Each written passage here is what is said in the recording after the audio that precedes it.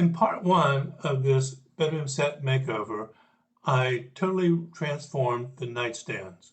Now we're going to tackle the headboard and the footboard. So let's just see how this turns out. Well, this is part B of the client commissioned bedroom set makeover. This is the bed we're doing this time. This is the footboard. And over there is the headboard. But we're going to concentrate on the footboard for a minute. This is probably the scariest transformation I've ever made. Basically, because if I screw this up, I owe this woman a bed. But I'm not going to screw it up. I'm pretty confident. But what she wants to do is, along this tape line, she wants to get rid of all this. So along this tape line here, we're going to cut. It's going to be flat. Along this tape line here at the bottom, we're going to cut off all this stuff, and what's left I'll probably sand down. And then the thought is, so that leaves us with a footboard panel of approximately 16¼ inches. The total height is, I don't know, I don't have the top thing on here. Total height is at least 25. So I think it's going to be a good height for the footboard. And then what we're going to do is we're going to run a slat across the top, a slat across the bottom, and then we're going to put in two dividers. The other thing we're going to do is like, why would you do that? Well, because we're going to fill in these panels. So what I'm going to do first in cutting the footboard is just a rough cut to get rid of all the heavy stuff. Once that's done, then I'm going to come back and cut along the tape line for the final cut.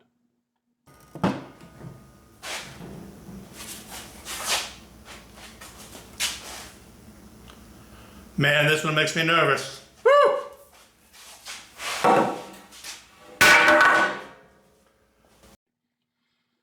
So this will be the final cut for the top of the footboard.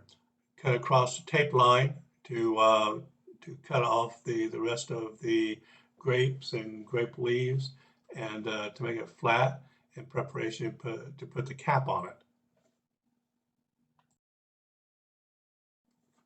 Now that the cut is over, I need to take a sander, in this case my Orbital, and make sure that the top is actually flat.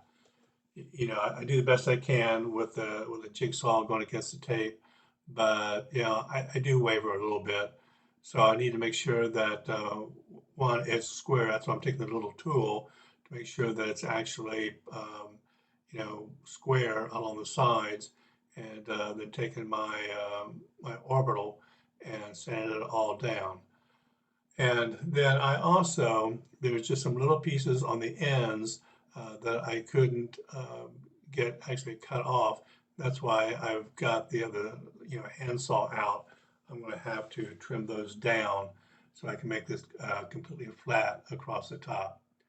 Once I get this flat, then I will also take a level and make sure that it's level all the way across. And then once that's all done, we'll start on the bottom piece. Cutting the bottom of the footboard is going to be a little easier. You can tell by the picture where the end closest to the leg, it kind of curves up a little bit and then starts to swoop down. And so where it starts to swoop down is where I'm going to make the cut, basically. So it will curve up a little bit and then go flat. Then on the other end, it'll curve down a little bit. So I'm going to be cutting across the tape line here. And then once I get that done, then I'm going to have to sand off the grapes and grape leaves. What I learned from doing the nightstands is I can actually sand off the tops of that detail, so it's flat from end to end, and then I can fill it with Bondo instead of having to sand it all the way completely down. Makes for a lot less work. So I've mixed up some Bondo, to fill in the grapes and grape leaves. This is flat from the flat part of where I cut to the other end. It is flat across. So what I need to do is just fill in the voids and the indentations. So this is going to take me, I think I did 3 batches of Bondo, but we'll get this on, and then we're going to let that dry here for a couple hours. And then I'm probably going to have to go back and fill in some voids, sand it down and see what I got. Probably what I'll do then is to use some DAP Wood Filler since it's not going to be very deep, and to get this finished up. So, but this just saves a ton of work over sanding that I did when I did the nightstands. Well, the Bondo has dried, and so I'm going to sand this down. I'm using my SurfPrep, and I believe I used a 180 sanding sheet. And we'll get this sanded down. I'll eventually go back over it all with 220 once I've got it completely flat and all the voids worked out. So, like I said, once I get this sanded down, I'm probably going to have to go over it with some DAP Wood Filler. And but eventually we're going to get this all sanded, and it's going to be flat, and we'll be ready to move on to the next step. So the next step is to hide the panels of on the footboard, and so that I can put the slats and the top and bottom caps on. So what I have used is a very thin sheet of plywood. I forget exactly how many millimeters it is, but it's very, very thin. So I'm getting ready to cut to, maybe one piece to cover it. And then once we have this cut, then I'll need to basically put in supports to support this panel. The panels that are on the footboard are slightly below, actually, the ends of the footboard. So I need to kind of shim it up a little bit, and so it'll give a support to this panel. So I'm going to have to cut a few of those, and then once that's all done, I'll nail those in, and a little brad nailer, and then we'll be able to put the sheet of plywood in. As I mentioned before, the panels are slightly lower than the middle and the 2 ends. So I'm putting in these supports, which have to be the right thickness to make this completely level. So I'm going to put 3 on each panel, and I'm going to glue them and pin nail them in. And then once that's done, I can put the panel on the footboard. And I'll have to do this, on both sides, obviously. So I've cut all the trim pieces, the top cap and the trim for the bottom and the sides and the slats. And now it's just time to assemble it all. I'll be nailing it in and also gluing. I might want to make sure these aren't going to go anywhere. So I do this, and then when I get this side done, then I'll just turn over, and obviously the cap will already have been installed, and it's flush on the back side, and it hangs over a little bit on the front side. And then we'll put the trim on the back side, and then all the trim will be done. Well, here's the front. I'm getting ready to prime. So I think it looks pretty good. And I'll show you the back. So this is the back. Notice that the top is flush with the batting, I guess, or the trim. The front has a little bit of an overhang. So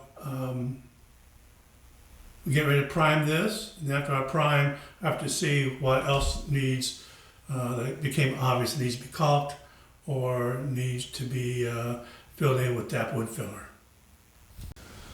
Okay, now I've got the footboard primed and past some of the defects, I'm now going to start on transforming this headboard. This actually will be a little easier. I've got more wood, but the top I'm going to be cutting off so I don't have to fill in anything. Just put on some wood and we'll be good to go. So we're going to get started. Here we go. So the first thing that I need to do is cut off the top of the headboard. So much like I did on the footboard, I'm going to do a rough cut just to get rid of the heavy parts. That bar across the top is a bit heavy. So I'm just going to take my circular saw and just do a rough cut to get rid of that and reduce the weight a little bit. You notice my fancy chairs holding it up. Um, so, you just got to make do with what you got, right? So I'll get this cut off and then I'll mask it off for the final cut and and um, and then we'll be um, done with the cutting of this. This is a lot easier because I'm not going to have to um, fill in or sand down any of the grapes and grape leaves because all of it's going to be cut off. So as I learned from cutting the footboard, this top is held on by glue and by two screws that are at an angle. I don't know, they might be a 45-degree angle. There's one on each end, but they're fairly big screws. So, and there's a dowel that covers them. I cannot get the screws to budge. So I'm going to take my multi-tool and I'm going to basically cut around it to the point of I can grab it with a pair of pliers and twist it out. So I can do this on both sides. Just to be, I mean, I could get a metal blade and cut through it, but eventually, I'm going to have to get that big screw out. So that's what I'm going to do first before I do any more cutting to get this done. So now it's time to get the plywood sheathing on. And like I had to do on the footboard, I've got to put shims, I guess, on here to bring it the whole surface level. And I'm checking to see that the nails are not going all the way through. They did slightly, but it's going to be okay because the sheathing is going to cover them. So I'm going to nail all these in, and then we're going to go get I've already cut the wood and the plywood sheathing, and we're going to put that on here and nail that all in and glue it in, and then we'll turn it over and do the same thing on the other side. So it's time to prime. In order for me to load this into the spray tent and be able to spray both sides, I screwed in at the very bottom these two scrap pieces of 2x4s so that I could put them on my dolly and load them into the tent. So it seems to be working out okay, and so now it's time to prime. So nothing really exciting here. It's just priming the headboard. I'm using Sherwin-Williams Extreme Bond primer. I'm not getting any bleed through, so I can spray this instead of having to use an oil or shellac paste. So we're going to prime this up on both sides, and having this on my dollies really helps because I can prime both sides at the same time. So get this done, let her dry, and we'll see what that exposes and what I may have to fix.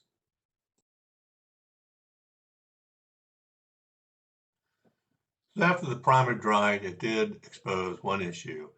On one side of the headboard, I pieced together the sheathing instead of using a solid sheet. And I did this basically to save the client some money. Hindsight says I just should have bought an extra piece of wood and not try to piece it together because it left seams that I could still see after priming. So what I'm going to do is I'm going to take Bondo and put this and cover it up, and then I'm going to have to sand the Bondo down and then reprime again to see that is going to fix the seam so it won't show. And I'm sure it will. So that's what I'm going to do now is put the Bondo on, and then once that's dried here in about an hour or so, I'm going to spray over it again, and we'll see if that doesn't fix the seam. Here's the seam. You can still see the Bondo a little bit through the primer, but it is as smooth as it can be.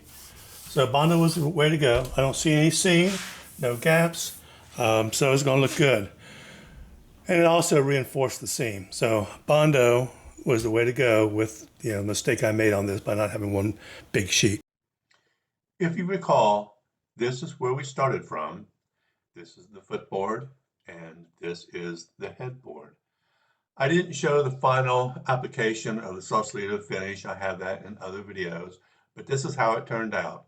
A total transformation. This bed looks nothing like it did before. I am really pleased how this turned out. The client is really pleased how it turned out, and I think it's beautiful. So this was phase 2 of the 3-phase project. The last phase is the dressers, but this is how the headboard turned out. And so I'm going to deliver this to the client and pick up her dresser, and we will go to do that one. And then this project will be completely finished.